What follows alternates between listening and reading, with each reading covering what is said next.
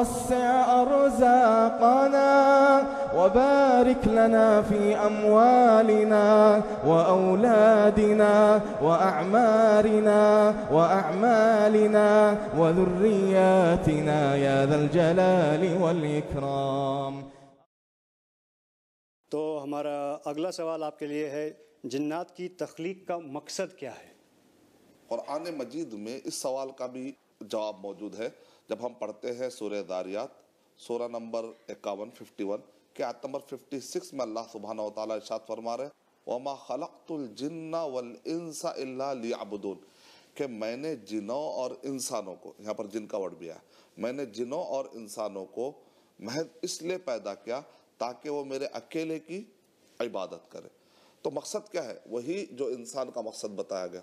یعنی یہ سارے جتنے بھی مخلوقات ہیں، یہ مخلوقات ہماری خدمت کے لیے بنائی گئی. سورہ جاثیہ سورہ نمبر 45 کے آیت نمبر 13 میں اللہ تعالیٰ ارشاد فرما رہے ہیں وَسَخَّرَ لَكُم مَّا فِي السَّمَاوَاتِ وَمَا فِي الْأَرْضِ جَمِيعًا مِّنْهُ آسمان اور زمین میں جو کچھ بھی ہے یہ سب تمہاری خدمت کے لیے اور تم اللہ کی عبادت کے لیے. جیسے انسانوں کے بارے میں بتایا گیا ویسے جنوں کے بارے میں بتایا گیا کہ ان کا بھی مقصد یہ ہے کہ وہ اکیلے اللہ کی عبادت کرے. سورہ جن سورہ نمبر 72 میں تو تفصیل سے بتا دیا گیا کہ وَأَنَّا مِنَّ الْمُسْلِمُونَ وَمِنَّ الْقَاسِطُونَ کہ ہم میں سے کچھ ایسے ہیں جو مسلمان ہیں اور ہم میں سے کچھ ایسے ہیں جو نافرمان ہیں. اس سے کیا پتا چل رہا ہے؟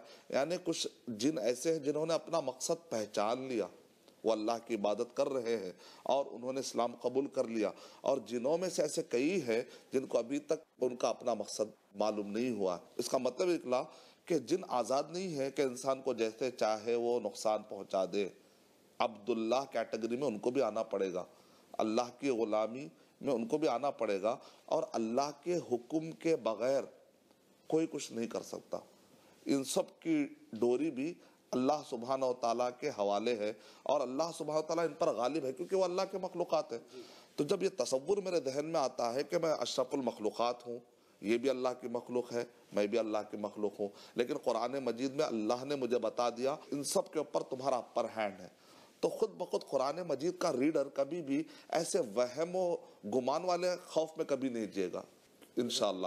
کیوں؟ اس لیے کہ اس کے ذہن میں فوراً بتا دیا کنتم خیر امت، سورہ آل عمران 3 کے آیت 110 سے بتا دیا تم بہترین امت ہو. اولئک ہم خیر البریہ، جو ایمان لاتے ہیں، نیک عمل کرتے ہیں، یہ لوگ ہمیشہ مخلوقات میں سب سے ٹاپ پر ہیں. جب ایمان آ گیا، عمل آ گیا، تو ایمان عمل کب آتا ہے؟ علم کی بنیاد پر آتا ہے. جب قرآن پڑھتا ہے ایک آدمی، جب اس کو ایک تصور دیا جاتا ہے کہ تم پرسنالٹی لیول پر تم پیک پر ہو اور تمہارا مرتبہ زیادہ ہے اور یہ سب ڈرنے والے ہیں تم سے، تو یہ تصور انسان کو وہم و خیال والے خوف سے باہر نکال دیتا ہے.